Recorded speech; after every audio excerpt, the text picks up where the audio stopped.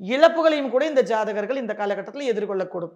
என்னன்னா 12ஆம் அதிபதியும் கூட அந்த குரு 7ஆம் பாவத்துல இருக்கு. உச்சமடைஞ்சு நிக்குதுங்கும்போது, இந்த மகராசி லக்னக்காரங்க லைஃப் பார்ட்னர் ஏதோ வேலை நிமித்தமா எங்கேயாவது பிரிஞ்சு போறாங்க. ஒரு 3 மந்த்ஸ் போஸ்டிங் வருது. ஒரு ரீலொகேஷன் வருது. ஒரு ட்ரான்ஸ்ஃபர் வருதுன்னா, இந்த டைம்ல ரெசிஸ்ட் பண்ண வேண்டாம். அத பண்ணாம இருக்கிற போது, அவங்களோட 11ஆம் பாவம் பாசிட்டிவ் ஆக்டிவேட் ஆகும்.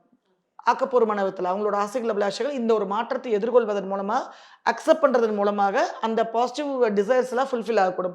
அப்படி இல்லைன்னா, ரிலேஷன்ஷிப்ல கடுமையான சங்கடங்களையும், வாழ்க்கை துணையோட ஹெல்த்ல கடுமையான இழப்புகளையும் ஏற்படுத்தக்கூடும். ஸோ இந்த விஷயத்துல மட்டும் மகரம் கவனமா இருந்தாங்கன்னா போதுமானது.